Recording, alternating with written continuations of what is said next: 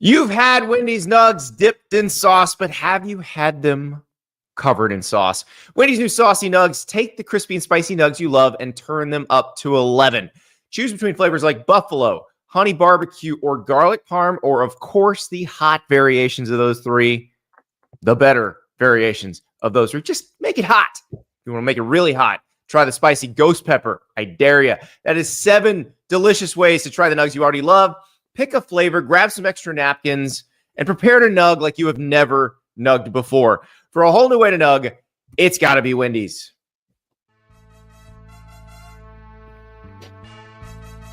Welcome to Andy and Ari on 3. We are, of course, presented by Wendy's. It is a Wendy's Saucy Take Wednesday. We will be hitting you with our saucy takes later in the show. We're doing it a little differently this time. Instead of one of us coming up with 3 saucy takes and the other judging what the sauciest is, I will come up with one. Ari will come up with one. Producer River will come up with one. And then we will let you, the people, decide what the sauciest take is. But Ari, before we get into all that, horrific, devastating injury news out of Ohio State. Seth McLaughlin, the center who transferred from Alabama this past offseason, injured his Achilles tendon in Tuesday's practice, and it looks like he is out for the season. Yeah, if Josh Simmons being injured in the Oregon game at left tackle was the number one injury that Ohio State could not sustain, or the one that they would least likely want to lose, then this is number 2. And it happens in the same position group, and that position group happens to be the position group on Ohio State's team that lacks depth. So when you talk about on a scale from 1 to 10, how bad this injury could impact the team, I think it's possible that we're up in the 7-8 range now. Like Josh Simmons was probably, this could even be a 9. And I know that Seth McLaughlin is probably more known, nationally as the person who was struggling to snap the ball correctly in the Rose Bowl last year. But if you actually go pull his game tape this year, he's like an All-American candidate. So now Ohio State's back to the drawing board in terms of how to fix that offensive line or how to align it after they feel like they kind of got past that Simmons injury by kicking out Donovan Jackson, the left tackle. So now you have to question, do you just put the backup center in? Do you put Carson Hinsman back at center after starting there last year? Do you just do a whole new shuffleboard? Like, what do you do? Like, at that position. And the thing that is difficult, and I don't mean to sound harsh, Andy, is that Ohio State had 2 weeks to try to figure out how to replace Josh Simmons after the Oregon game. They had a bye week before Nebraska, and in the 2-week period that they did it, they fielded a team that couldn't run the football and almost lost to Nebraska. So, going into a top 5 matchup at home with Indiana, couldn't think of worse news that Ohio State could receive this week. Yeah, it is very bad. And the question is, how do you fix it? And like you said, they had 2 weeks with Josh Simmons, and they had a guy in Zen Mikulski who was, they felt like ready for that job. They then put him in. He struggled, and then he got hurt, and then they had to shuffle, and then they found the 5 that they liked, and it looked like they were going to be fine. But to your point, this is the one injury they couldn't afford. And Seth McLaughlin has been playing great this season. This is like you said, I want to go back on that because I think we don't talk about centers very often. He got into the spotlight last year in a way that no center wants to get in the spotlight because let's just call it what it was. He had the yips, and he was snapping in an erratic fashion to Jalen Milroe. It cost them the Rose Bowl probably, but the change of scenery was probably necessary, and there were no snap issues at all this year. This is a guy who graduated, I believe he had a 4.0 graduating from Alabama with a finance degree in 2.5 years. Like, this is a very intelligent, very good player, and it's a massive loss. Remember, centers, I wish we had Cole Kublik on the show today. Cole's busy doing his own show, but Cole is a starting center at Auburn. Like, he could really accurately describe everything a center has to do, and especially against a defensive front like Indiana's, which is going to twist and do a lot of things that will try to confuse you. having a new center in is tough. Now, you mentioned Carson Hinsman, who played center all last year for Ohio State, but he is right now Ohio State's starting left guard. So if you move Carson Hinsman, you're breaking in somebody new at left guard. But at least if you did that, you have someone who's played in big games at center before, because that would be a scary thought to throw someone in who has not had to play in this situation at center before. Yeah, it will be interesting too, because the player that is the backup center is a kid from the Dayton area named Josh Padilla. And he was a pretty highly sought after recruit, and he's in his second year. So, the hope for Ohio State is that, you still are one of the teams that recruit really, really well. And that when you recruit really, really well, you're more likely to sustain injuries like this than other teams. Like, everybody's talking about the portal. You're talking about, how many people you lose from depth and all that stuff. But like, Ohio State is one of the last teams that should be able to shoulder this blow. Now, I don't know if this game is going to be won and lost because of this, but I do know that there's some people from Ann Arbor that have pretty good defensive tackles, right? That if they get matched up in the playoffs with teams from the SEC, that could be an issue too. So like, we are definitely going to be on high alert for watching what they do, because I don't know if there's a layup answer to what you want to do here. Yeah. So, Michael in the chat points out, Notre Dame's dealt with this too. Like, Notre Dame has lost their left tackle and their center for the season to injuries. So you can do it, but it's tough. But I thought it was dire when they lost Simmons, Andy. If you remember what I said, you're like, well, sometimes you get forced into putting in your new starting five, and then that starting five clicks. And like, that happened, which felt like a pretty long shot hitting. Like, now to do it again in the same season 3 weeks later seems pretty different to me. So I don't know. The hope is that whoever they put in is, equipped for the challenge. But again, 3 days before you're playing Indiana at home is probably not the best time to be going through this. And yes, I did get a fresh haircut, guys. Look at that fade. Oh, it's Joey Fatone shed a tear when he saw that. What is he like? Is he in sync? He's in sync. Yes. Yeah. He had a great fade. So producer River texts us that the Ohio State Indiana line has moved since we started the show, but not in the direction you thought. It's now Ohio State plus 13.5. I don't understand that. I'd probably change my pick, honestly, from Monday. I mean, Ohio State minus 13.5. Sorry. It did not. The it didn't spread move 20 points. Yeah. points. It's Ohio State minus 13.5.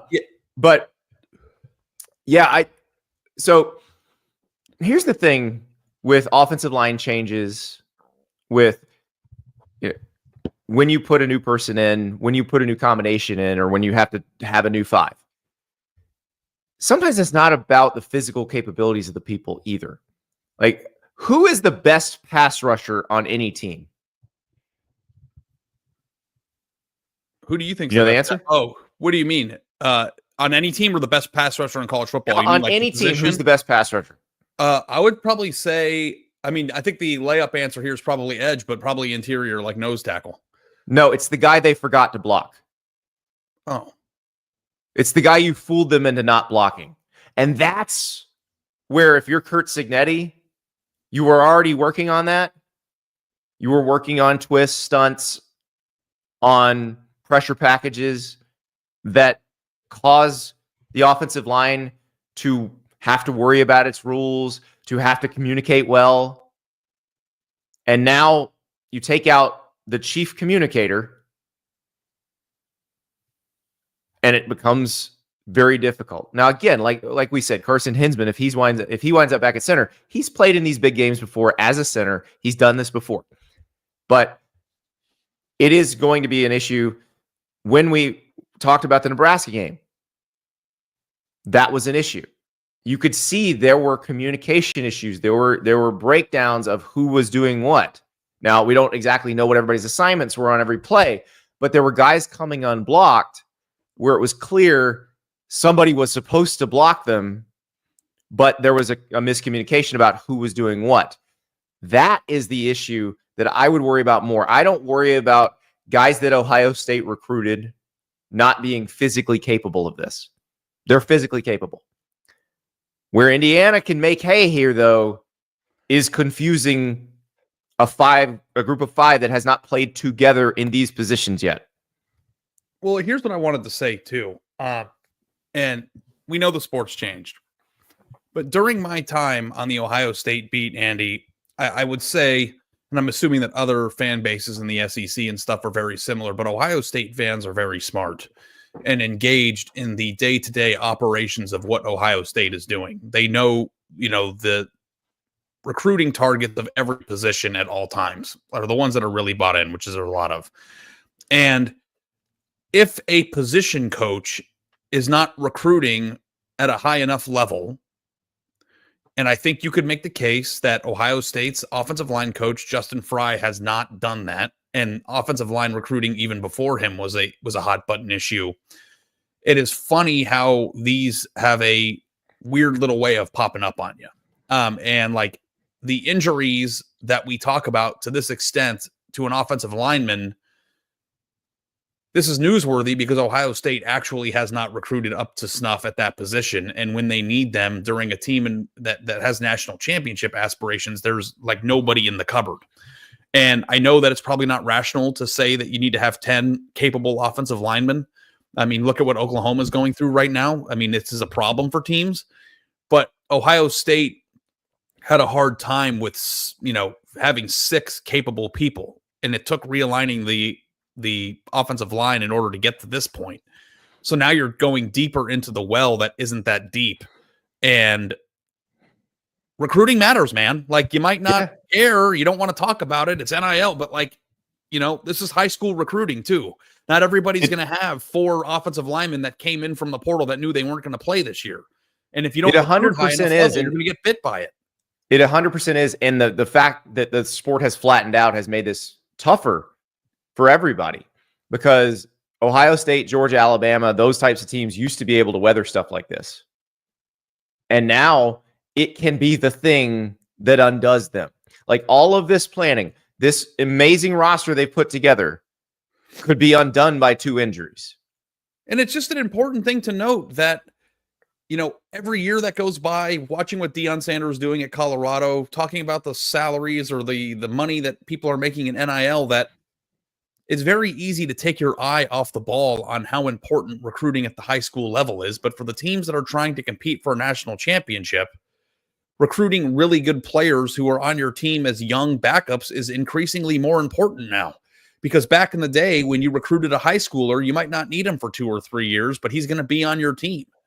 But now, with all the people leaving, the first and second year players that you're recruiting are often in your 2 deep, which was never the case for Ohio State. And that's the case right now. So, you're going to get incoming transfers. If, like Oklahoma, for instance, you'll see them, they're going to probably go spend a bunch of money to get incoming offensive linemen to come start for them next year. But the thing about Oklahoma is they have, they fixed the offensive line recruiting philosophy issues actually a couple cycles ago. So they're going to have first and second year guys next year that are the ones you would have wanted to be your third and fourth year guys. They're going to have to go get out of the portal the guys that are your third and fourth year guys, but they're going to be okay on that front. So as you mentioned about offensive line, you want to have, ideally you want to have 10 capable ones. That's not possible in this day and age. But here's how I was just thinking about this. You should actually look at offensive line recruiting or offensive line management. We're not going to call it recruiting anymore. Management of your roster on the offensive line. Look at it in terms of a basketball team. It's like a college basketball team. You want to have 13 to 15 scholarship players. I don't know what the house settlement rule is on men's basketball scholarships. It was 13. It's probably going up. But you want to have 13 to 15 scholarship players.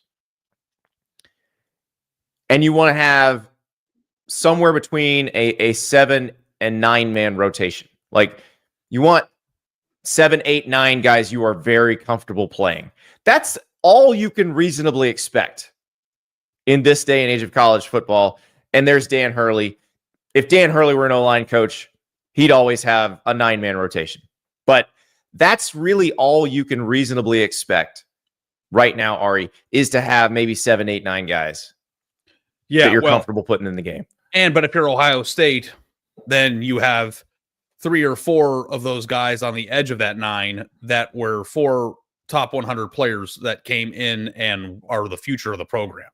Like yes. you talk portal, but like the foundation of teams is still, in my opinion, going to be achieved through depth that you acquire from young players who have a year or two before they get the transfer bug. And especially big guys, big guys. For Ohio State, that's great news because they recruit in the top 1% of players who are actually physically capable of playing that early. Like a team like Purdue doesn't have the benefit of saying, hey, we're going to go get a 3-star kid from Akron who needs 3 years in the weight room before he's physically able to be good to come off the bench immediately. Like, look what Jordan Seaton's doing at Colorado. Like, you need to have guys like that who come in, hit the weight room, and if they have to play their first year at left tackle, they can be serviceable. Like, and those aren't easy to find. But you know who finds them? Proctor at Alabama last year, who was not good early, but was good by the end of the season. And Caden Proctor was like, you remember what we were talking about him during his recruiting process? Like, that guy was an animal. So, you know, the offensive line is tough, but like, I do think that it's half bad luck, right? Because anytime you have 2 injuries to the same position group, that is kind of bad luck. Notre Dame's going through it too. But on the other hand, too, it's also poor roster management and recruiting. And like, it has to be said. So, and I'm sure Ohio State fans will either agree with me or get angry at me, but no one's going to say he's wrong. So, yeah. And we're going to see how they do it. We'll see what their alignment is. And I do think it's funny that the spread has moved a little bit in Ohio State's direction, or they're laying even more now. That makes no sense, by the way. None. Which makes me feel like they're going to win by 30 for some reason. Like, I don't know why that would happen. But my inkling now, I would be more likely to brush it off if the Nebraska game wasn't such a disaster. Yeah, exactly. And I think that's what is causing this consternation, because if Ohio State plays offensively the way it played against Nebraska, against Indiana, Ohio State will lose. Like, that's not even a doubt in my mind. They have to be better than that. Like, they could not run the ball at all. And then they adjusted again because they had to.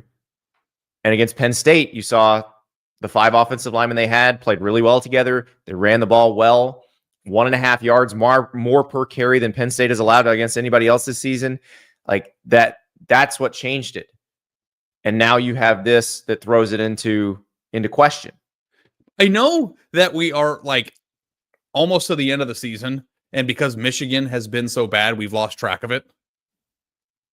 Michigan's defensive line is so good. Right. I'm not even going to think about that. I'm not getting into that. Yeah. I'm just saying the number one thing that Ryan Day cannot do this year is lose that game, and now he's going to have a weaker offensive line than expected trying to block Kenneth Grant. And think about this. If we had told someone a year ago today that Ohio State's bigger fear would be losing to Indiana than losing to Michigan, what would they have said to us? Like, would we have been arrested? Well, I don't even know if that's true. If you asked an Ohio State fan, which game would you rather win? I think they would pick Michigan in this scenario. But yeah. I think what you're saying is more likely to beat Ohio State. Yeah. Yeah. Indiana is more likely to beat Ohio State than Michigan. Yeah. Unless that game gets weird, which could get in its history, it's gotten weird. A defensive line can muck up a game pretty good, Andy. Absolutely, especially coming straight up the middle. Shortest line between 2 points is your zero, no shade nose right at your quarterback. Ari, let's talk about another big game this week that also has college football playoff implications. That is Colorado against Kansas at Arrowhead. The place that Patrick Mahomes calls home is where Shedeur Sanders will be throwing passes this week. We've talked about this game. This line is really, the way the odds makers have talked about this game. They're predicting a close game. Colorado has played really well. They've been blowing teams out. Kansas has been really hot. Kansas' defense was excellent against BYU last week. Probably the best two corners that Colorado's going to face, other than seeing Travis Hunter at practice. So, what's Shedeur Sanders going to do in this game? I called up his PrizePicks numbers. And if you don't know what PrizePicks is, it's America's best daily fantasy game. Download the app, use the code Staples, play $5, get $50 instantly when you sign up. You're picking squares. It's a player attached to a stat category. You pick at least two. The more you pick, the higher the potential payout. So let's look at Shedeur Sanders squares, because PrizePicks is expecting a freaking shootout in this game, Ari. Shedeur Sanders, more or less than 2.5 pass TDs. Shedeur Sanders, more or less than 320.5 passing yards. 320.5. That's a lot of yards, Ari. It is a lot of yards. It is a lot of yards. And a really good number. I mean, they put it right on the money there. And the thing that I think makes me feel good, Andy, is that in what was maybe the other biggest game of this Colorado run, he threw for 388 against Kansas State. He also crossed that number in the Texas Tech game too, right? So I feel no, he didn't. Texas Tech was 291. Sorry, I misread Cincy was 323. Oh boy, I don't know. What do you think? Well, the question is, what does Colorado's defense do against Jalen Daniels? Like, is this, if this needs to be a shootout, I have utmost faith in Shedeur Sanders to hit more than here. Like, if this needs to be a shootout, Colorado can play in the shootout. It's interesting. Like, Travis Hunter has a couple ways to affect this too. Like, Travis Hunter, the receiver, if he catches some touchdown passes, can help them in the shootout. But Travis Hunter, the corner, is capable of potentially making it not have to be a shootout. And I think we've looked, if you look at Colorado, the way they played this year, they're not going to go air it out if they don't have to. Like, if they could get a 14-point lead and sit on it, or a 20-point lead and sit on it, they will. So that's the other part of this is, like, Colorado's edge rushers and Travis Hunter, the corner, and Shiloh Sanders, like, if they are keeping Kansas down and keeping Jalen Daniels and Devin Neal from making this a shootout, I don't think Shedeur's going to have to do this. Yeah, but if it is a shootout, he will. Like, that's the right. thing. Like, Colorado, that's why I lean toward more than, because if it's not a shootout, he still may do this if they're just having a great day. If it is a shootout, he will definitely do this because he has to. Like, that Kansas State game that he threw for 388, they lost that game. Mm-hmm. Travis Hunter went out in that game. He was hurt. So that I think that's your question. Like, can they turn Jalen Daniels over and keep the need for scoring down? Or does Kansas' offense go crazy like it did in the Iowa State game, and you've got to score to keep up with them? I think going to move the football. I mean, they've got a really good offense, and it's very explosive. The thing that that kind of helps scare you a little bit is that if you turn the ball over in short fields, then that stops you from racking up yards. So, like, the field position situation too is also going to play a factor. But I like more than. I think this game's going to be highly entertaining. Like, I don't know who's going to win, but I think that it's going to be a game that America is watching. And if, Colorado can score into the 30s, I think that would probably manifest with him crossing that number with more than. A reminder that Ari and I have stakes on this game too. I've given Ari 7 points here. I'm taking Colorado. He's taking Kansas +7. And if Kansas covers, then I have to donate $20 to Northwestern's $850 million Ryan Field renovation fund. That I wrote a column saying, don't spend $1 billion on a stadium, buy some players. Now, they do have to build a stadium because they've already torn down the old Ryan Field. So they do, unless they want to stay in the lacrosse stadium. Ari also gets this Donruss Elite box from our sponsor Panini if he wins. If I win, if Colorado wins by more than 7 points, Ari has to run a 5K. I will jog alongside and live stream it. We will have a conversation about college football if Ari can manage while doing I won't be able it. to Will manage, be a show. so you can talk about college football. Like, you can just take it back to last year's single man show and I'll just like look at it and listen to you. I won't bring headphones. You can just you can run. Oh no, I'll provide your soundtrack. Don't you worry, Ari. You know what the best part about it is that there's no time limit. So I'm going to be Gucci. No, it could be the longest show of the year if it needs to be. How long does it take you to run 3 miles? Like 20 minutes, like 35 minutes? 35 minutes? What am I, walking? Well, I think when I walk, a mile's 18 minutes, right?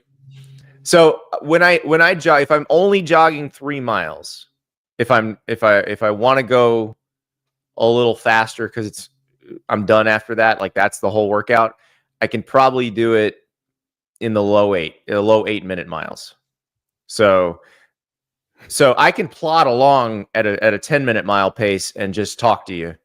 Screaming no the problem. side of my face. Move it, Private Pile. Move it, Private Pile. I trust me, the thought has crossed my mind, but How I think it's more fun. They stack shit that high. I think it's man. Do not get me into an Arlie Ermy rabbit hole.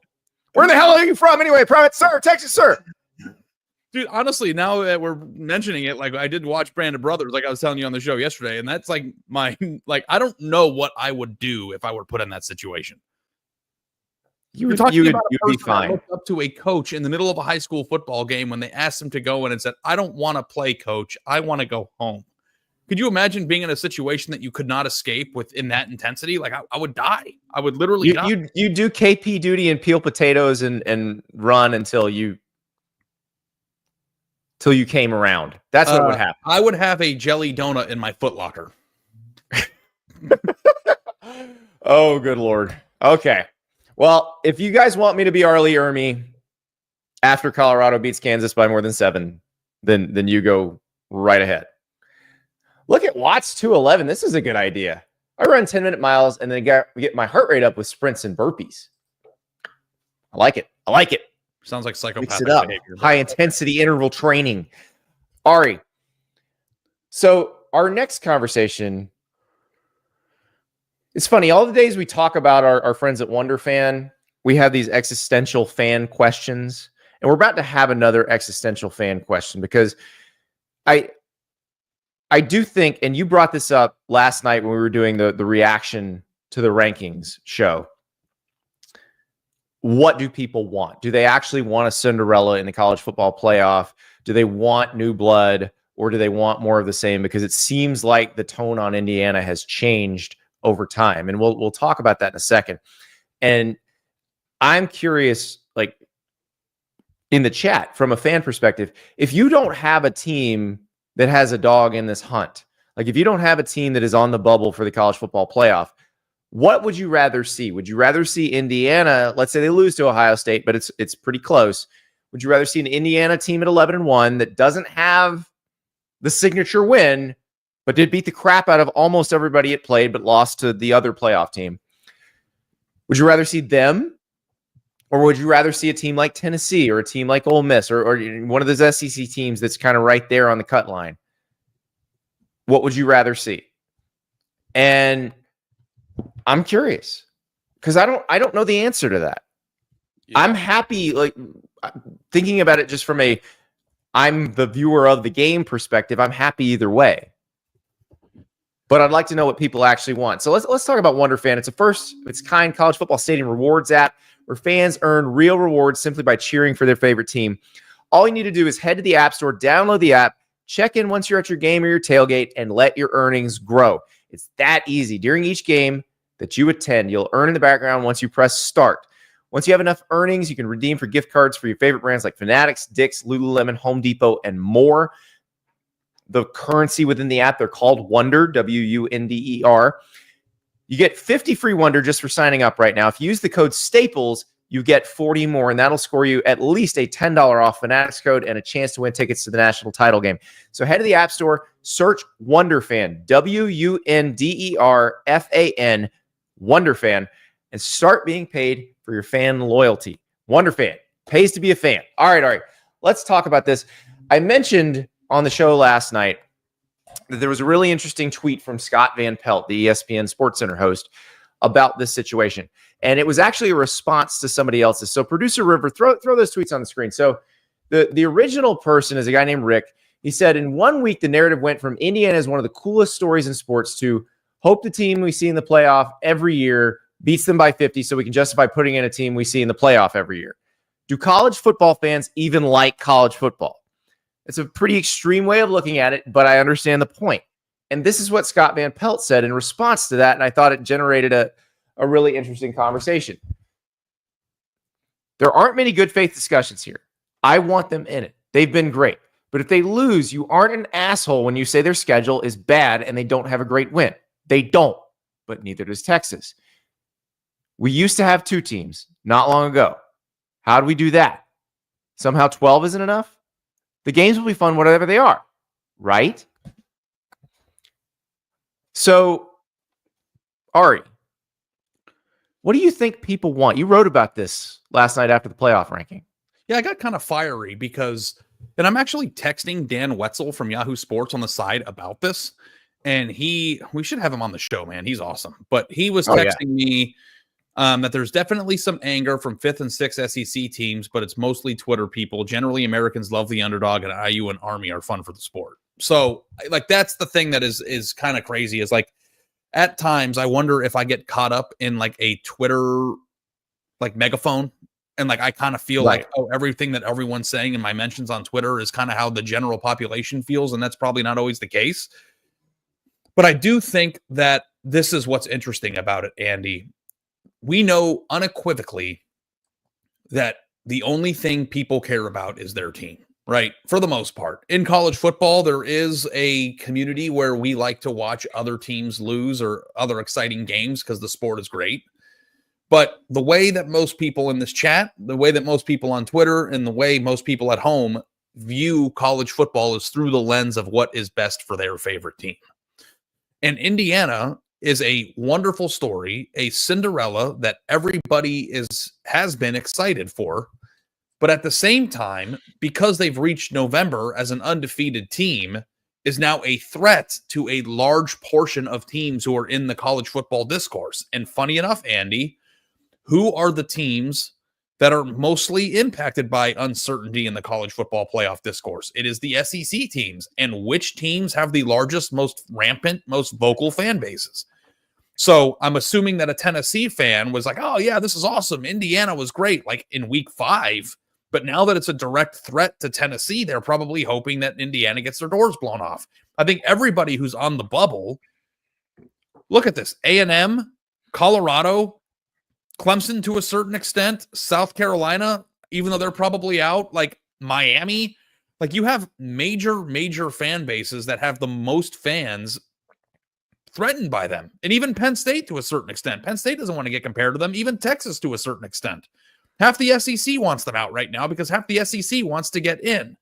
So the thing that I think is interesting is that we were supposed to be excited for the expansion of this playoff because it was supposed to give a seat at the table to teams that we don't typically see. Is that a fair statement? Yes. That means that there's supposed to be room for teams like Indiana. So if Indiana loses to Ohio State by 14, they play a respectable game, but they're clearly not as good. The discourse is going to be that they have not beaten anybody, which will be factually accurate, and that there are teams in the SEC who have 2 losses, who have had a much harder schedule and have performed better on their schedule in comparison to Indiana.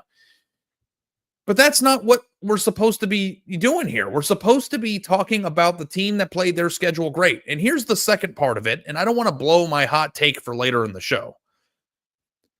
But we have too many teams and conferences, and it's not fair to get down on a team that plays in the Big Ten for a bad schedule.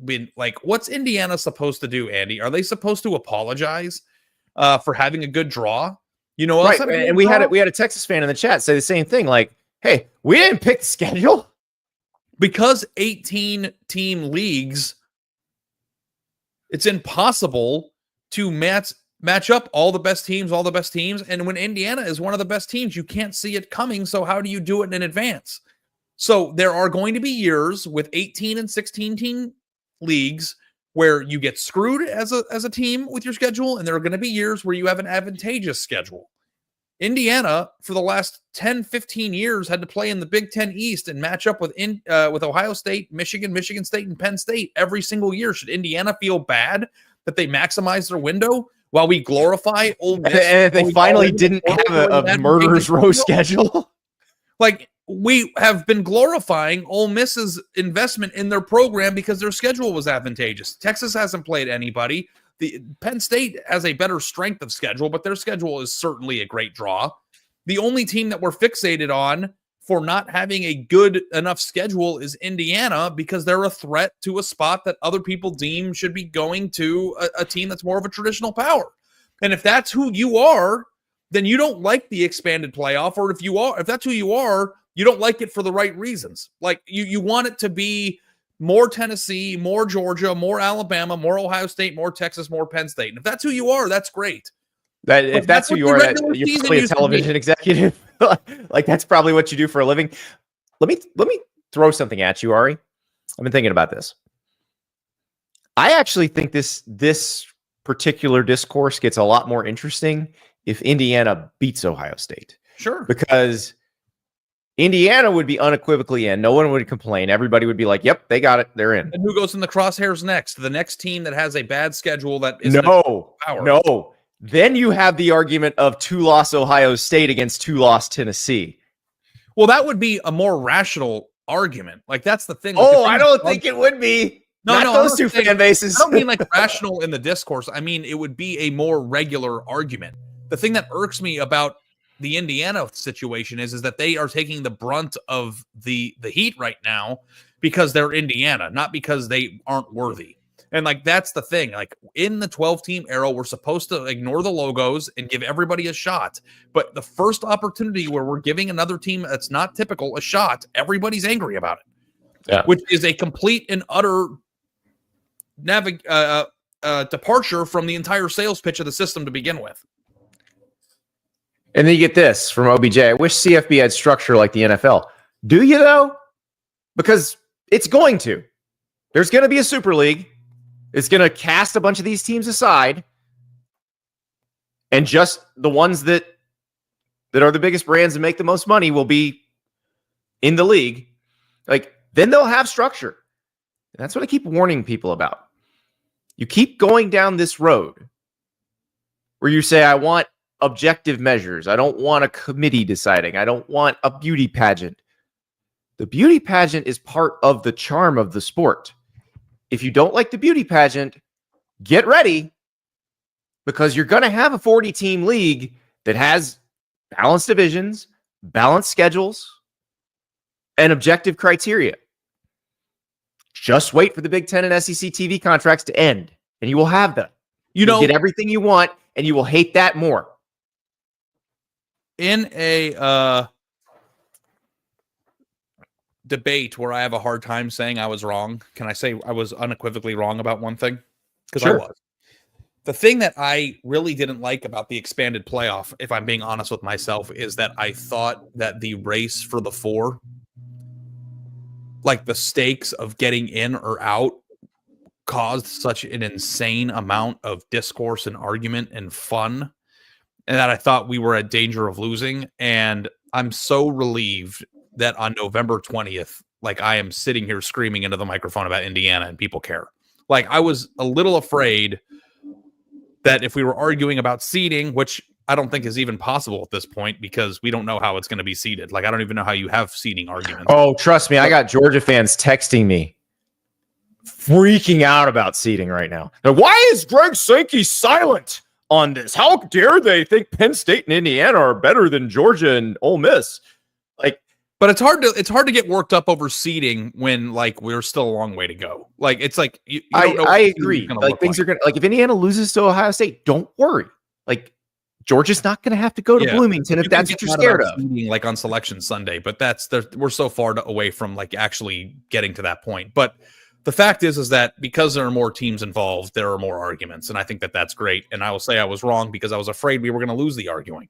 because it felt like everybody was going to get in. Now it happens that we're arguing about Indiana, Miami, and SMU, which is funny. Yeah. But like, well, I think your concerns were valid, and I appreciate you admitting you were wrong. Your concerns were valid based on the way college football used to be, but the unlimited transfer portal NIL era flattened things out, and that's why.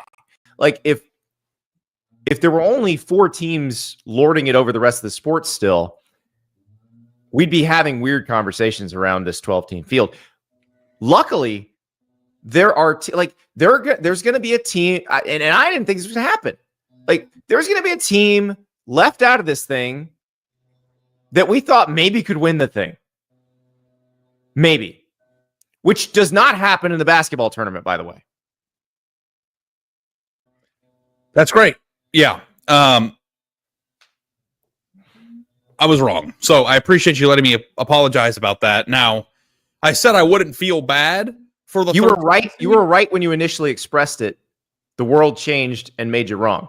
Yeah, I don't think you feel that bad about that. Ohio State, Georgia, and Alabama, and one other team that were 12-0, and then we were arguing about, SMU and BYU at the end. I'd be like, oh, okay. But like at the same time, we probably still I underestimated how much we would argue about that, because SMU matters to me and BYU matters to me. Like SMU, I think, is getting jobbed in the poll enough for me to write a column about it. So well, and I'm glad. And look, Army has a chance. You and I both think Notre Dame's going to win that game. But the fact that Army has a chance here in week 13, Army has a chance. That was the point of this. Put the sign up, River. What an Army. Sorry. We have a, what's funny? For those listening in podcast form, Ari very forcefully said something and his mic wasn't working. I have no idea what he said, because we have a landscaper that comes once a week, and he used to come at all hours of the day and night. And now, since we started our show, he comes every time when we're live. So now I have to hear the leaf blower. So I'm trying to be considerate, and I don't want people to hear. Can you hear it? No. Okay, good. Because it's very loud. Yeah. Okay. So yeah, no, I'm excited, and I'm nervous about how this is going to play out, but also like the columns write themselves. And I actually truly believe, like, the column I wrote I thought I was like, Andy, I'm going to write an 800 word thought column about Indiana last night. And it went to like 1,300 words. And like, I like lost my mind. And like, you had Ward Manuel explaining my hot take in the quote after I gave you my hot take. So if you want to do that, that's it. Cause that's a kind of a branch on what we're talking about of like, how did we get here? Because it's like, the thing that is interesting is that, like, I wonder if the rosters have actually flattened out, or if it's a combination of the realignment making schedules less manageable. Like, it's interesting. It's both, and I'm glad you said that, because it's Wendy's Sauciest Take Wednesday. We each have a saucy take. I want you to hit us with your saucy take, because that's the perfect segue into your saucy take. Perfect. You want me to do it? That's why I said I want you to hit us with your saucy take. I'm just very distracted by this freaking thing. I'm sorry. It's not NIL that's messing up the sport. It's television people. And the reason why we're here in this moment, Andy, and the SEC is here and Indiana is here and all the things seem kind of messed up and weird, is because of conference realignment. Conference realignment has ruined the balance of the sport. It has created an environment where we can even come up with ways of crowning our own champions. Chris Vanini put this up, Andy, but the Big Ten didn't even know that Oregon clinched a spot in the Big Ten championship game with its win over Wisconsin. I meant to hit on this in the news early in the show, and I forgot. I'm so glad you brought it up. Yes. So the last Big Ten game of the night last Saturday was Oregon-Wisconsin. The conference office should have known that if Oregon beat Wisconsin by that point, that Oregon would have clinched a spot in the Big Ten championship game. They didn't run the scenarios and figure it out until Tuesday afternoon. So you get this random graphic at like 1 o'clock Pacific time on a Tuesday afternoon. Oh, by the way, congratulations, Ducks. You're going handy. Yeah, so you need an MIT math professor to come up with the SEC tiebreaker mechanism. And at the same time, when you have West Coast teams in a conference with Big Ten teams or traditional Big Ten teams in the Midwest, you have Oklahoma and Texas in the SEC. You've got West Coast teams in the ACC. You're also creating an environment where more teams can be good at the same time because they're not getting their talent pool from the same general reason. I think there's a reason why Florida State, Florida, and Miami have all struggled to be great at the same time in the past. It's because they're all fighting over the same players from the same talent pool. Now, Stanford, if they go on a recruiting tear, can be good at the same time as Miami, at the same time as Florida State, because everybody's getting their players from different places. So combining NIL, the unbalanced geographical recruiting regions of each league, how many teams are in these conferences, and the fact that you can never make a fair and equitable schedule, you're probably going to end up in a situation where you have 6-2 SEC teams every single year. Like, this cluster isn't because it's a weird year. It's because of the way that the conference and the sport is set up. So while television executives are rolling around in cash at our expense, like, we are left with a sport that can't even properly crown champions because there's too many teams in the league. And it's stupid and it makes no sense. I can't stand conference realignment. I think it's great that we're yelling about it. It's great for the debate. You want me to tell you where the end game is, though? Because I already told you once in the show, and I'll tell you again. I already know where the end game is. Why don't we just expand it to 75 teams? But they're not going to. It's only going to be 40. That's where this is headed. This confusion over this is a stopping point. It's just a pit stop on the road to the Super League, which is, again, what the television executives want. And people are like, "Oh, Andy, you're too cynical. You embrace this whole Super League." I'm not embracing it.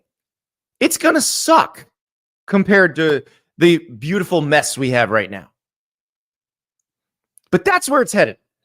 Every time one of you says, "I want balanced schedules. I don't want a subjective group deciding who gets in the playoff.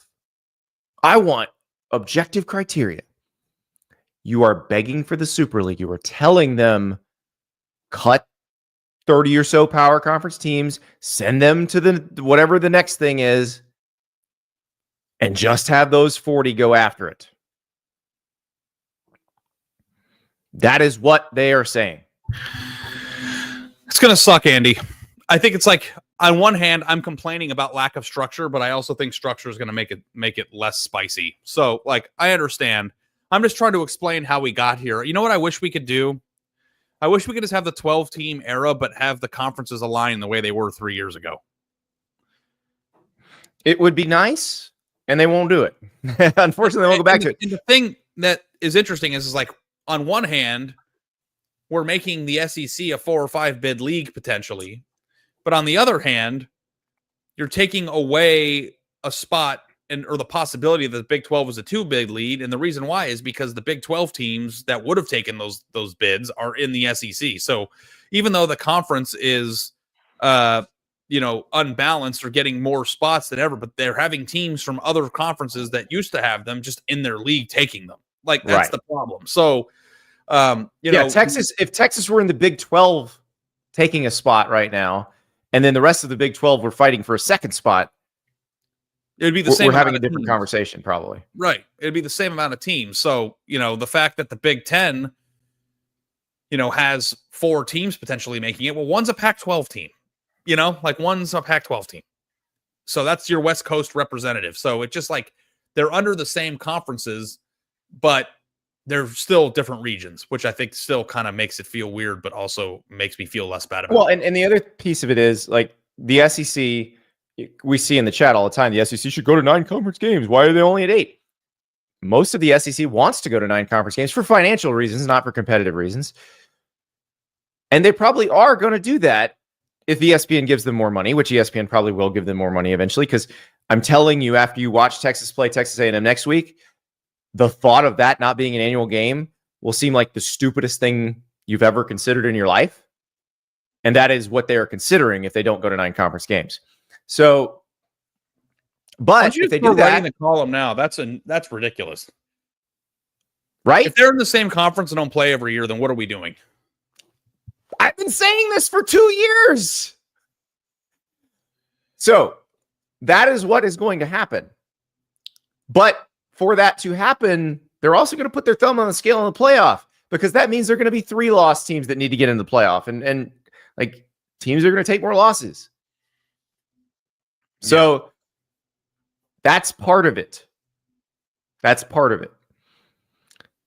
But I'm telling you right now, and it does not bring me any joy to say this, what you're complaining about will solve itself. Unfortunately, you're not going to like the solution. Yeah.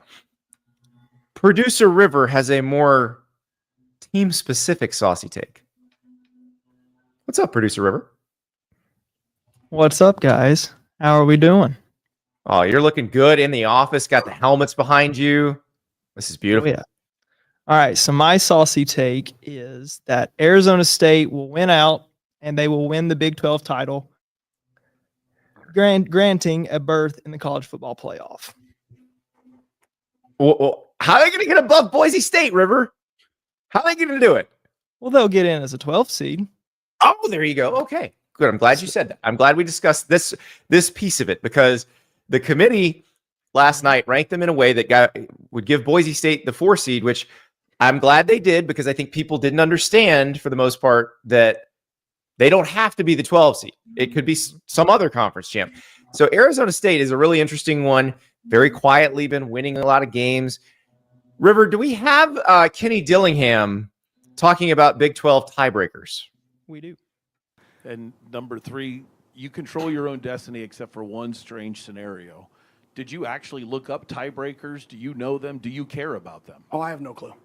I literally have no. Somebody was telling me if we win and somebody else loses, and then like ranch dressing falls on a wing, I don't really know. It just play the very best you can play, prepare the very best you can prepare, and like I told the guys last week in my leadership council meeting, like, don't get lost in the sauce. Like, just be the very best we can be over and over again, and wherever we end up is the best we could have ever done. That's it. Like, you can wish and hope, but if you just play the very best you can play and prepare the very best you can prepare, then regardless of what happens, it's the very maximum you could have ever achieved anyways. So what else do you want? So I have no clue the tiebreaker. Some of the players probably do. I couldn't even. That's so good. So what he's talking about is there is a scenario where Arizona State could win out and still not make the Big 12 title game. And it is this. I did the thing on the website last night. So Arizona State beats BYU, and then BYU loses to Houston. Colorado keeps winning. Iowa State wins out. So Iowa State wins Farmageddon next week against Kansas State. Iowa State, Colorado would be your Big 12 championship in that scenario. But as long as BYU beat Houston after losing to Arizona State, River, you're good to go. Your Sun Devils get in against Colorado. Yes, and keep in mind, Sam Leavitt has only lost 1 game this year. That was week 4. Yes, Jeff Sims Texas started the Tech. other one they lost. Mm-hmm. Yeah, I think that they should take that into account in the committee room. Just, Yes, quarterback absolutely. injuries can keep you out of the playoff. It can erase losses too, right? That's why Joey Galloway was suggesting on ESPN's breakdown of the game last night that Indiana should just bench Curtis Rourke this weekend. Did you see that? I saw that. I realized he was joking, but Was he? yeah, he was joking. Okay. Thank God. You're not so sure? I think he was maybe saying it tongue in cheek. I don't know if he was trying to be funny. Ari, I would like you to go to Urban Dictionary and look up the phrase tongue in cheek. We'll pause while Ari looks that up. Yeah, but Sam Leavitt in the last 3 games, Andy, 275 yards against Kansas State, 161 against UCF, Oh, yeah. 304 against Oklahoma State. Tongue in cheek means you're joking. What's another way of saying, like, without saying sarcastic? Like, I think he was being like, You think he was being cynical?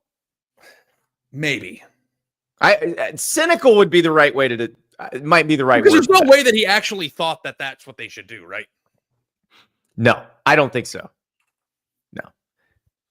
And look, we saw last year what happens. Facetiously, that's the word. Facetious. Okay, facetious maybe. Thank you, Rocky. Rocky. Your grammar minute here on Andy and Ari. All right, River. Just so you know, I'm a sports writer who couldn't pass a high school English test. So, well, listen, we're only supposed to write at a 4th grade level. I know. River, we'll see. I think you may have the sauciest take. All right. I think you might. Go Sunday. Arizona State, Big 12 champion, playoff participant. Who had that going on? What do we think? I don't even remember what it was. Is there a money line on Arizona State to make the college football playoff prior to this season? What do you think that was? I wish I could go back and look. It was probably like there are no odds. 30-1. Looking on FanDuel, there are no odds of Arizona State to make it. BYU's in it. Colorado's in it. They're not even on the board? Not even on it. Not even on it. How are they not on the board? Let me check my guy. CFP I'll playoff. break your kneecaps. Oh, no, I'm sure there's somebody who'll take your Somebody's action. on there. All right. I don't see it on FanDuel right now. All right, it's time for my saucy take. I like Rivers. I like Rivers a lot. But mine, recent history says I'm going to be wrong here. But I'm ready to say it with my chest. I said it on the pick show. I'm going to say it again with my chest today. Nebraska is getting bowl eligible this weekend. You are not cursed. You just sucked for a long time. You're not cursed. You're not going to lose another 1-possession game to Wisconsin and then find a way to lose to Iowa. You are going to win this weekend in a battle of you who demoted your offensive coordinator and hired a guy off the street, and Wisconsin, which just fired its offensive coordinator. Nebraska Cornhuskers, you are going to win. You are going to be bowl eligible. Ari, these guys, they're getting to go to Nashville for the Music City Bowl. They might be in the Quick Lane Bowl. I don't know what bowl they're going to. It doesn't matter. They got to get up the schneid. You just said your team is not cursed. You just suck. That's what you just said. No, you sucked for a while. You looked for a long. I will say this, and I appreciate your willingness to put yourself out there. I would never say anything with my chest about Nebraska doing something at this point of the year. Especially in a 1-possession game. Yeah, the spread says this is going to be a 1-possession game. So I hope you're right. It's got to flip back around at some point, though. It can't be this over and over. And like, they cannot be trapped in a hell loop. Yeah, well, I watched the Luke Fickell availability explaining or attempting to explain his reason to move on from Phil Longo. Yeah, and it felt contentious, and he felt annoyed having to do it, and it made me wonder, like, how things are going over there. So, they did pretty well against Oregon, and Wisconsin's a tough out when they're playing well.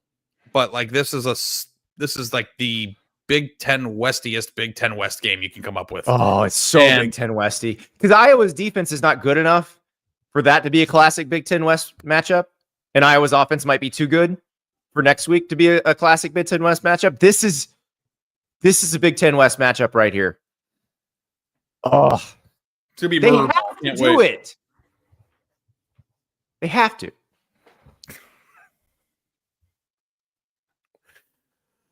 I don't know. I'm like, they're favored, so like technically, I don't know if it's that hot. I mean, I don't even think they're really favored, though. I think I'm not going to take. If you favor Nebraska by 1 possession, aren't you really saying they're going to lose? I'm not taking the journey with you. I said I hope you get there safely. Call me when you land, but I'm not getting on the plane with you. I'm flying all the way with the Cornhuskers to the Quick Lane Bowl. It doesn't matter what bowl they get into. I'd be rooting for Music City. The fans for Nebraska would be legitimately fired up, though, right? Like if they won and got bowl eligible. It would descend upon Quick Lane Bowl's Detroit, Ford Field, right? I don't know. They would descend upon Ford Field. Okay, so you think that even though the season has gone off the rails, that getting into a lower tier bowl will make them feel whole on the year? No, I just think it has to happen. It's a step in the process. Like, they're never going to get to where they want to go unless they, like, the journey of 10,000 miles begins with a single step. This is that single step. You have to take this step. I can't wait to watch it. Well, we're going to talk about it on the show on Saturday night. I'm happy that you feel so convicted. I don't have the same energy for it. So, well, we had the comment in the chat that said me on Saturday night. Well, maybe they're just cursed. And that is probably what I'll say. But I'm telling you, it can't keep happening. It can't. It has to end sometime. Nebraska's not cursed. They've just been ass. Andy Staples. Yes, put that on the T-shirt. Put that on the bumper sticker. Yeah, I thought one of you was going to go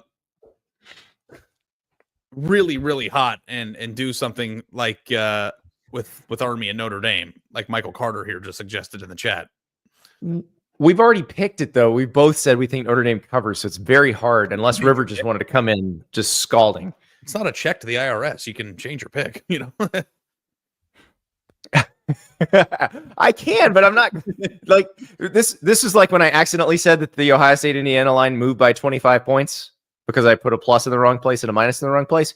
That would be me saying moving that line by over 2 touchdowns. I'm just not doing it. Yeah. Yeah, I can't wait to watch. Yep. This is going to be amazing. Who do they think was the sauciest? It sounds like everybody thinks Rivers is sauciest, which is great. That gives me faith in the format. I like this newer format better. College football experiments with format and people complain, but we experiment with format and we get it right every single freaking time. Andy, both of you guys, your saucy takes were on teams that were favored, and they feel like it's wild that you said that. Like, that's where we're at. Well, I mean, when you looked at the opening lines on Sunday and you saw that Arizona State was favored against BYU, did you express surprise? I did. Yeah. I thought it would be like a pick or 2 points or something. The fact that it's over it's the Big 12 coin scares me. First Comes Rock asks, Andy, what hair products do you use? He's talking to me. He's confused. He's asking me. Yeah, because I use water. You mean me? I don't use hair products. I'm not going to, yeah. Because here's the thing. Like somebody on the chat last night said I have Lego hair, which is pretty accurate. Here's what happens. Like when I let my hair grow out, you remember that shot of the Texas fan, the Texas student during the Georgia game? When Georgia was, and his hair's just all like, it's just a mess. That's what mine looks like if I grow it out. Some of it's curly, some of it's straight, some of it's wavy. It's a horrible mess. So I can't do that. This is what I got. I cut it this short. I put water on it, and that's the end. I don't have hair that can do the miraculous things yours can. Nobody gets everything, Andy. Nobody gets everything. I've got great hair, but we're working on some other things. But I will say, and I'm going to tell you to the chat because, I have been called fat quite a bit. I've been called a lot of mean names by people on Twitter and in this chat at times. Don't let me get hot, boys. Don't let me get hot because we're working on it. Like, what are you going to say when I become sexy? Like, it's the year of the brand. We're working on it. I'm going to run 3 miles. Maybe I'll do it even if I win the bet. I don't know why I just said that, but like, we're working on it, and we're pretty close to the goal weight here. So, see that? You see that? Jawline's coming back, baby. What's going to happen? Don't let the kid get hot. That's all I'm going to say. Rocky Top Tom says, Ari, please don't tell me you use Dapper Dan. No, fop. Guys, if you haven't seen Oh Brother, Where Art Thou? You're missing out. I'm a Dapper Dan man. I care a fop. But I'm a Dapper Dan man.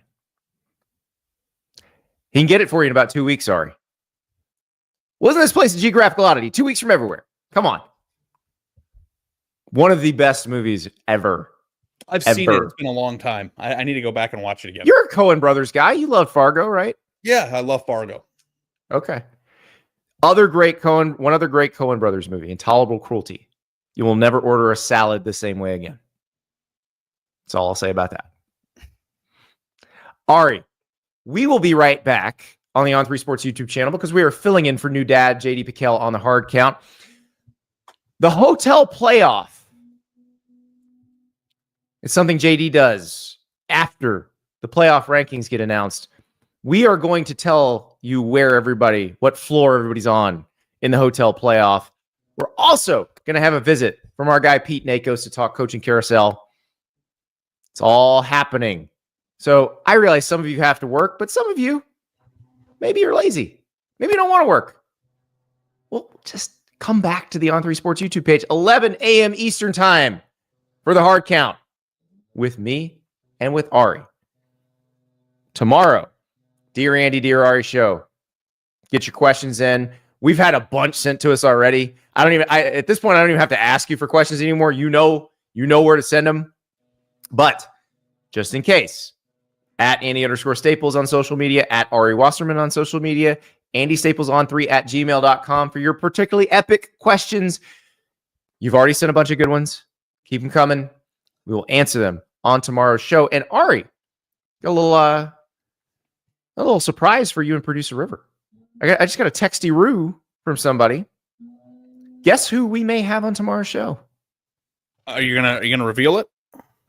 Ole Miss quarterback Jackson Dart. Oh, wow. Okay, Yes. That's good to know. And Andy, I also got an email, and I'm sure you got it too.